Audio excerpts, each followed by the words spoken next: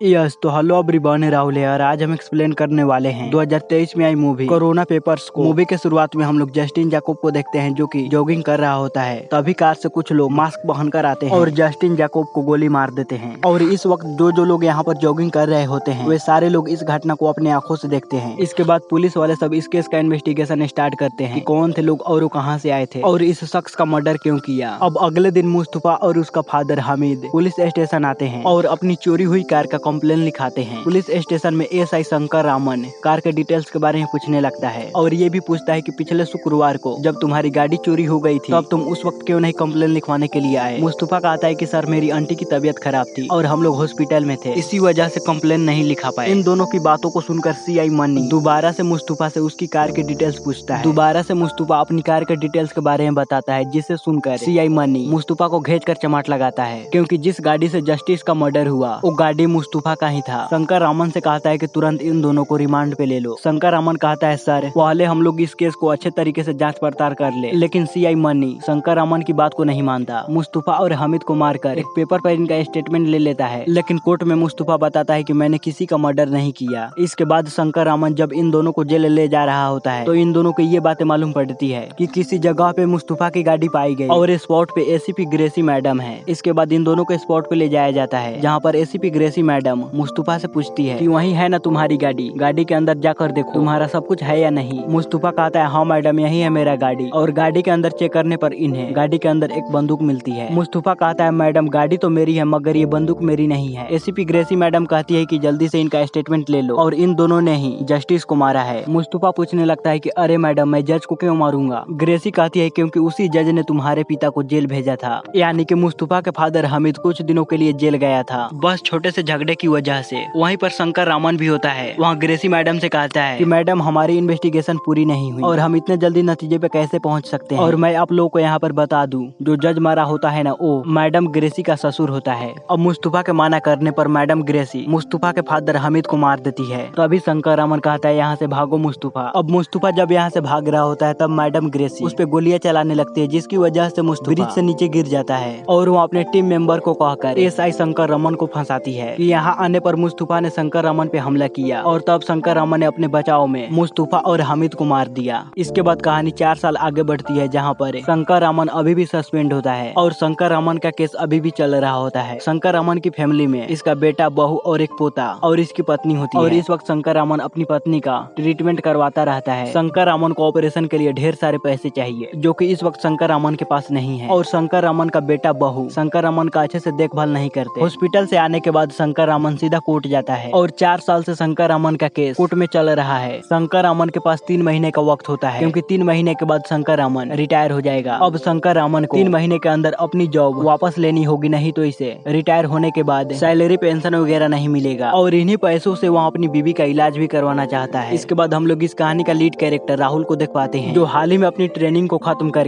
Police station में join हुआ है। अब यहाँ पर डीआईजी का ऑर्डर होता है कि 2 महीनों तक राहुल पुलिस स्टेशन में ही रहेगा, बाद में इसे फीडबैक दिया जाएगा। इसके बाद हम लोग बीरा नाम के एक रिपोर्टर को देख पाते हैं जो हमेशा हक के लिए लड़ती रहती है और फिलहाल वहाँ एक टीचर के साथ पुलिस स्टेशन आकर पुलिस वाले से झगड़ा करने लगती है क्योंकि इस पुलिस वाले ने इस टीचर की कंप्लेन को नहीं लिखा। बात यहाँ पर यह है कि पुलिस ऑफिसर अप्कुटी ने टीचर से कहा था रोड कंस्ट्रक्शन के काम में इस टीचर की किताब की दुकान उड़ जाएगी। वैसे बात यहाँ पर यह नहीं था, अप्कुटी कंस्ट्रक्शन के मालिक से बात कर इस टीचर की दुकान को हथियाना चाहता था और 2 दिन पहले इस टीचर ने इस पुलिस वाले को अपने दुकान का डॉक्यूमेंट दिया था और जब पुलिस वाला डॉक्यूमेंट देने से माना करता है तब राहुल उस पुलिस वाले को डरा धमका कर उस डॉक्यूमेंट को दिलवा देता है। अब इस वाकया को ऑब्जर्व कर पुलिस वाले इस बारे में अप्कुटी को बता देते हैं कि सर राहुल हर काम में टांग अड़ा रहा है, आप उसका कुछ कीजिए। इसके बाद अप्कुटी राहुल को बुलाकर उसके हाथ में गन थमा देता है और कहता है कि तुम्हें एक शख्स को फॉलो करना है और अपनी सुरक्षा के लिए ये गन रखो। अब राहुल गन को लेकर बस स्टॉप पे आता है और उस शख्स यानी कि उस गुंडे का पीछा करने लगता है और तभी वहीं पर बीना देख लेती है और वह राहुल के पास आती है और उसकी तारीफ करने लगती है कि आप बहुत सिंसियर पुलिस ऑफिसर हो, मुझे आपका इंटरव्यू लेना है सर। राहुल कहता है कि तुम यहाँ से जाओ, मैं इस वक्त अभी ड्यूटी पे हूँ। अब बस आने पर वो गुंडा बस के अंदर जाता है। अब राहुल भी उस बस के अंदर जाता है। तभी उसी बस में फकरू नाम का चिंदी चोर राहुल की गन को चुरा लेता है। अब राहुल को इस बारे में मालूम पड़ती है तो वहाँ फकरू का पीछा करने लगता है, लेकिन फकरू राहुल के हाथ नहीं लगता। अब राहुल पुलिस स्टेशन आकर अप्कुटी और पिलय को बताता है। तब अप्कुटी राहुल को डांटने लगता है। पिलय कहता है कि सर इसमें इसकी क्या गलती तो हमारी है, हमने तो पहले डीआईजी को ऑर्डर कॉलर को नहीं माना और हमने इसे गन दे दी। अब इस लड़के की नौकरी तो जाएगी ही जाएगी और साथ में हमारी भी नौकरी जाएगी। अब ये बातें ये तीनों अपने में ही रखते हैं और आपकुटी राहुल को कहता है कि तुम किसी भी तरह कर अपनी बंदूक को ढूंढो। अब यहाँ पर एक और बात यह है कि राहुल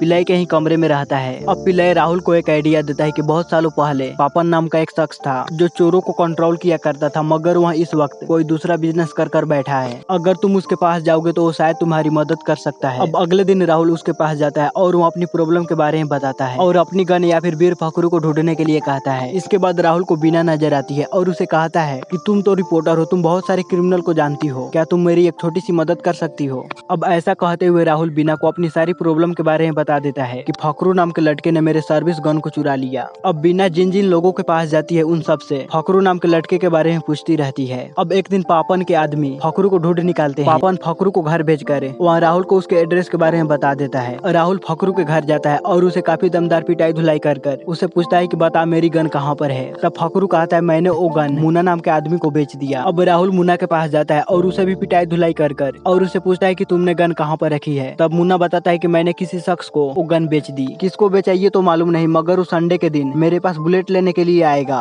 मेरे पास उस शख्स का फोन नंबर है। तब राहुल मुन्ना के फोन को ले जाता है। अब इधर बीना के बॉस बीना को कहते हैं कि बीना तुम मुझे एक कंसेप्शनल न्यूज ला कर दो। बोर्ड मेंबर्स हमारे इन कंपनी में कुछ ही लोगों को रखना चाहती है। अगर तुम 3-4 दिनों के अंदर बोर्ड मेंबर्स को इम्प्रेस कर दी तो तुम्हारी जॉब परमानेंटली रह जाएगी। अब कोरोना का माहौल होता है और सारे लोग मास्क पहनते रहते हैं। अब 2 लोग बैंक को सैनिटाइज करने के लिए बैंक के अंदर जाते हैं। उस बैंक के कुछ पैसों को लूट लेते हैं और हाथापाई के दौरान गन चलने की वजह से इस बैंक में एक लड़की की जान चली जाती है। बाद में हम लोग को मालूम पड़ता है कि इस बैंक को लूटने वाला कोई और नहीं, शंकर रामन और पापन के पास काम करने वाला टोनी और टैक्सी ड्राइवर किशोर होता है। अब शाम के वक्त ये तीनों एक जगह पे मिलते हैं जहाँ पर शंकर रामन इन्हें कहते हैं कि हमें घबराने की कोई जरूरत नहीं है, हमें किसी ने नहीं पहचाना और तुम दोनों भी नॉर्मल बिहेव करना। मुझे तो इस बात का दुख है कि इन सब में एक मासूम लड़की की जान चली गई। अब इधर न्यूज में ये न्यूज चलने लगता है आज सुबह 2 अनजान शख्स आकर बैंक को लूट लिया, मगर इन सब में एक लड़की की जान चली और गन की बुलेट चेक करने पर मालूम पड़ा कि ऐसी बुलेट मिलिट्री वालों के पास होती है या फिर पुलिस वाले के पास। क्या पुलिस वाले भी इस चोरी में शामिल है? अब ये न्यूज सुनने के बाद बीना अपनी जॉब को बचाने के लिए अपनी बॉस के पास जाती है और इस न्यूज के बारे में बताने लगती है और बीना टीवी के सामने आकर यहाँ बयान देने लगती है कि बैंक रोबरी में जिस गन का इस्तेमाल किया गया वो गन टोंक पुलिस स्टेशन से बिलोंग करती है। अब वहाँ इस तरह से राहुल की सच लोगों के सामने रख देती है। डीएसपी जब इस न्यूज को सुनता है तो वहाँ अपकुटई पिल्लई और राहुल को बुलाकर फिलहाल राहुल और अपकुटई को सस्पेंड कर देता है और एसीपी ग्रेसी को बुलाकर इस केस को जल्दी से सॉल्व करने के लिए कहता है। क्या सच में बैंक रोबरी में राहुल और अपकुटई का हाथ है या फिर इस रोबरी के पीछे कौन है? अब बीना को मालूम पड़ती है कि राहुल को सस्पेंड कर दिया गया है तो वहाँ बहुत ही ज्यादा अपसेट होती है और सोचने लगती है कि मुझे राहुल से मिलकर सॉरी बोलना पड़ेगा। अब इधर एसीपी ग्रेसी की टीम राहुल को पकड़कर पूछताछ करती है। जो हुआ राहुल सब कुछ सच सच बता देता है। तब ग्रेसी राहुल पे भरोसा कर उसे अपने टीम में शामिल कर लेती है। इसी बीच बीना राहुल से एक दिन मुलाकात कर उसे सॉरी बोलती है और समझाने लगती है कि मैं बड़ी मुश्किल में फंसी थी और इसी न्यूज की वजह से मैं इस मुश्किल से बाहर निकल पाई। लेकिन राहुल बीना की एक नहीं सुनता, वहीं से गालियां देकर यहाँ से भगा देता है। अब एक दिन शंकर रामन हॉस्पिटल में होता है और उसी हॉस्पिटल में ग्रेसी भी होती है और ये दोनों चाय पीते हुए बातें करते हैं। दरअसल शंकर रामन ने अपनी केस को हाई कोर्ट में अपील कर दिया होता है और ये बात एसीपी ग्रेसी को मालूम पड़ती है। वह कहती है कि आप एक ही स्टेटमेंट दीजिए। कहती है उन्होंने आप पर गोली चलाई और आपने उन पर और उन दोनों को मार दिया, बात खत्म। शंकर रामन कहता है मैडम अब सच बताना, आपने ही अपने ससुर को मरवाया है ना? जब मैं जस्टिस जाकोब की केस का इन्वेस्टिगेशन कर रहा था उसी वक्त मुझे मालूम पड़ चुका था। मुझे फंसाकर आप लोगों ने उस रिपोर्ट को गायब कर दिया। ग्रेसी गुस्सा होकर कहती है तो मैं क्या करती? मेरे हस्बैंड के मरने के बाद मेरा ससुर मुझ पर बुरी नजर डालने लगा, मुझे टच करने लगा और मेरी बेटी को गोदी में बैठाकर उसे इधर उधर टच करने लगा।